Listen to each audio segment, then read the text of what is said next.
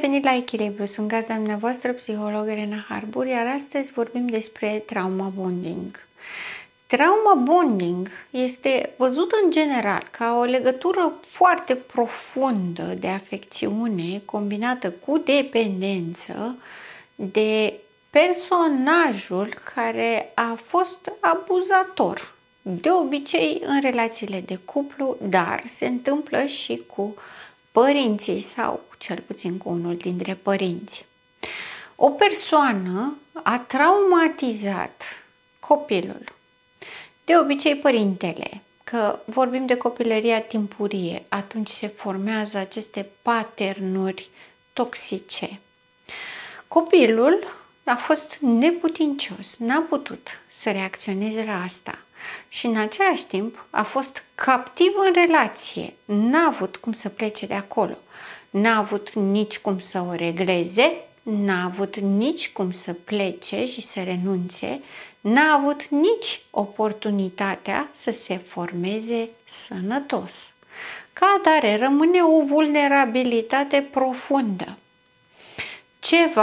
Undeva, copilul interior de obicei a rămas profund traumatizat și a încapsulat foarte multă suferință, rușine, umilire și dependență. Au rămas acolo, nevindecate, nepansate, nerecunoscute măcar.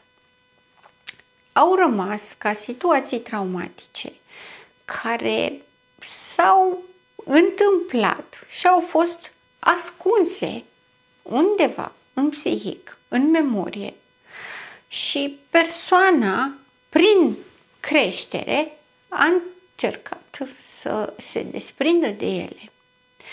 Cum niciodată ceva din psihicul sau emoționalitatea noastră care rămâne netratat sau rămâne ignorat, nu trece de la sine, ci ceea ce face este să se inflameze și dacă exista o mică suferință, devine o adevărată vulnerabilitate în timp, la un moment dat în viața sa se reîntâlnește cu o persoană familiară.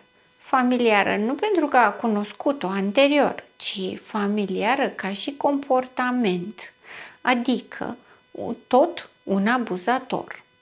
Vorbesc la genul masculin, în general simbolizează ambele sexe, nu se referă exclusiv la bărbați, dar este în influența discursului mai ușor și mai relevant să mă refer astfel.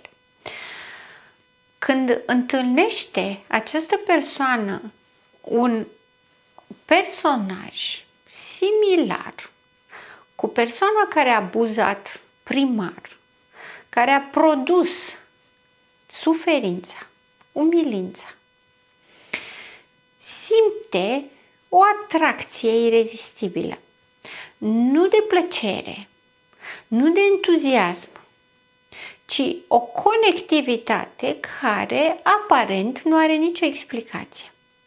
Este o atracție magnetică, nebazată, nefondată pe nimic, la prima vedere.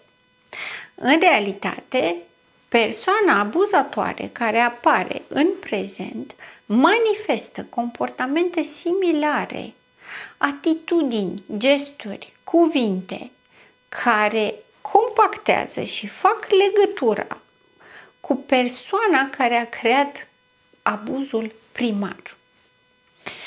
Veți spune, ok, dacă există această familiaritate și e deja obișnuit și deja se sezează că seamănă cu persoana care a abuzat, cum de este atracție și nu este respingere? Este atracție pentru că, în mod normal, noi nu ajungem să respingem decât după ce conștientizăm, după ce ne facem o alegere. Asta nu e bine, mie nu-mi face bine, nu vreau să am de-a face cu asta. Abia după ce luăm alegerea conștientă se produce respingerea. Până atunci este familiaritate, pentru că este ceva cu care sunt obișnuit, este normal în viața mea. Asta este normalitatea mea.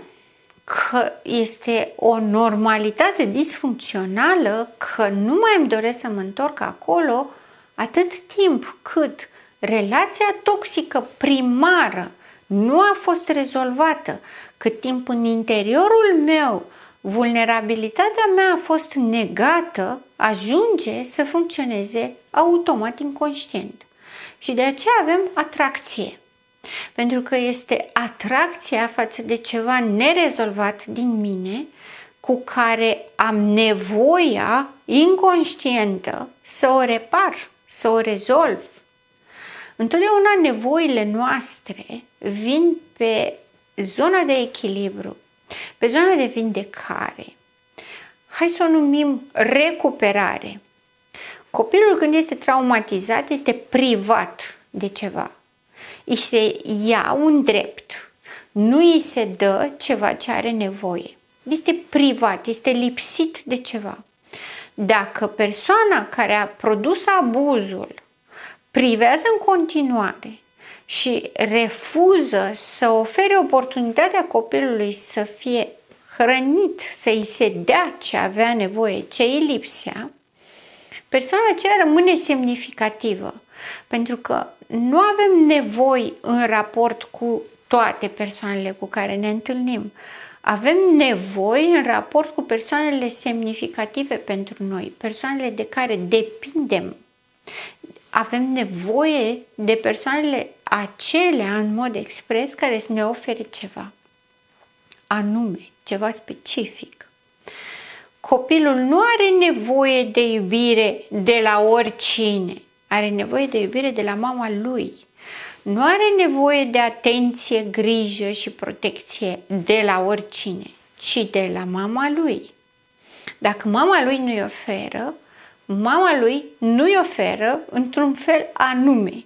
Acel fel anume se imprimă în memoria copilului. Este semnificativ și devine reper.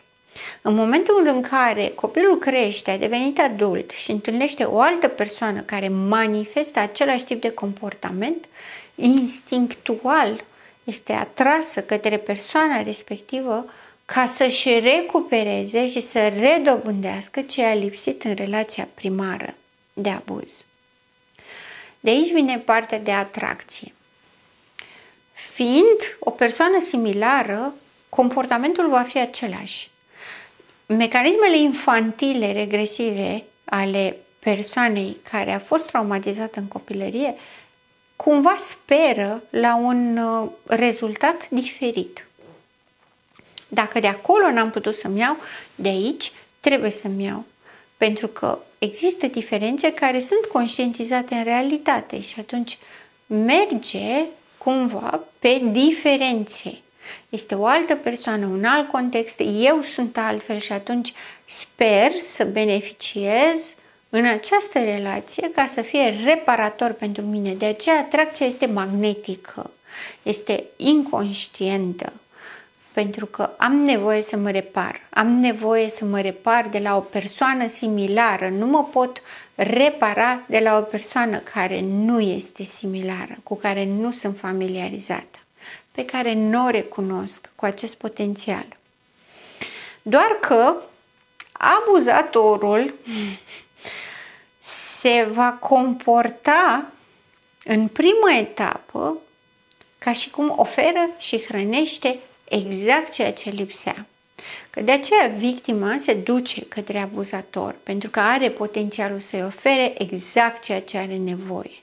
Și abuzatorul manifestă potențialul de a-i oferi și îi oferă ca să poată să atragă, ca să poată să conțină și să dețină, să domine, să controleze, îi oferă până se asigură că este în postură de control. În momentul în care s-a asigurat că este în postură de control, abuzatorul se schimbă și devine total opusul. Dacă era iubitor, maternal, conținător, promite iubire necondiționată, promite acceptare totală, promite siguranță și confort. În momentul în care s-a asigurat că victima și-a oferit acordul și dă curs, se sucește și devine egoist, imatur, retras, respingător, agresiv, nesigur, le respinge pe toate. Tot ce a oferit anterior, acum le ia înapoi și le respinge. Acesta este momentul când se creează trauma bonding. Pentru că trauma bonding presupune că am investit, trebuia să primesc și n-am primit. Și rămâne agățată într-o dependență funcțională de acel minim intro pe care l-a primit, în care a avut toate lucrurile pe care le aștepta și de care avea nevoie. Toate lucrurile de care avea nevoie să se vindece. Le-a primit, dar le-a primit la un nivel superficial nesemnificativ, iar acum i s-au negat complet. Aceasta este trauma bonding, pentru că trauma bonding este o fantezie pe care o creează victima asupra abuzatorului. Dacă abuzatorul a avut fantezia grandiozității și a atras victima în fantezia sa, când avem trauma bonding, este fantezia pe care o creează victima asupra abuzatorului, ca abuzatorul să nu mai fie atât de dur, atât de rău și să mențină relația ca să-și păstreze speranța că va primi. A primit și vrea să primească din nou, pentru că ceea ce a primit a fost numai superficial și are nevoie de mai mult ca să se vindece. Și victima chiar crede în această fantezie. Problema cu fantezia este că la momentul la care se creează fantezia iubirii necondiționate și acceptării necondiționate, această fantezie influențează tot, preia tot, influențează emoții, cogniții, comportamente, influențează chiar și identitatea. Este separată de realitate și este atât de separată de realitate încât creează o altă perspectivă a identității, creează această pseudo-identitate care preia toate funcțiile. Fantezia înlocuiește realitatea și scopul ei este să scadă tensiunea și anxietatea, să pondereze șocul. Este un substitut, un buffer, un tampon între duritatea realității, șocul a ceea ce se întâmplă cu adevărat și nevoia reală. Și atunci fantezia compilează această intermediere între cele două ca psihicul să poată să ducă informația. Persoana rămâne agățată, atârnată într-o fantezie a iubirii care conține suferință și abuz în speranța că va primi suficient ca să se vindece, să-și vindece vulnerabilitatea, să-și vindece nevoia de atenție, de grijă, de iubire, de acceptare necondiționată. Are nevoie de asta și nu poate renunța la asta.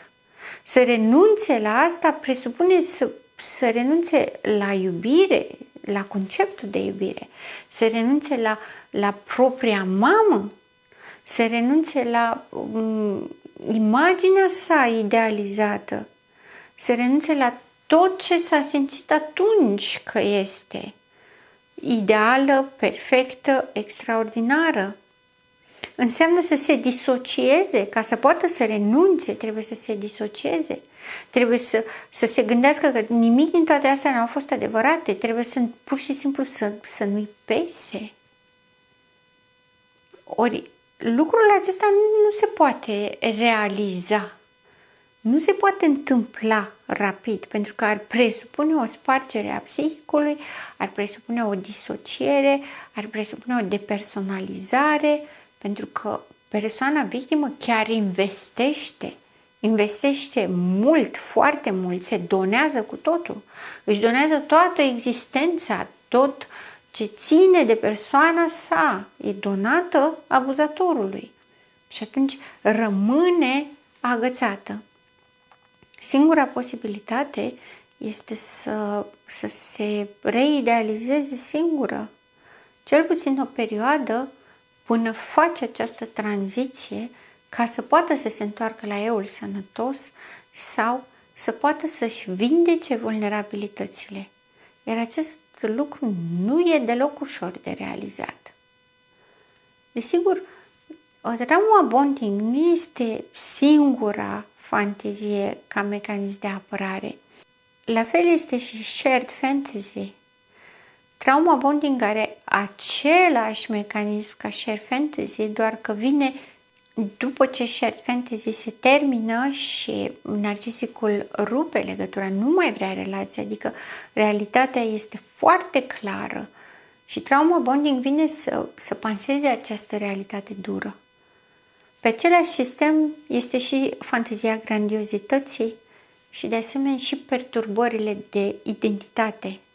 Sunt exact același mecanism de apărare menit să salveze, să ofere o reducere a tensiunii, a anxietății, a distresului psihic, să nu lase psihicul să dezvolte o boală mentală.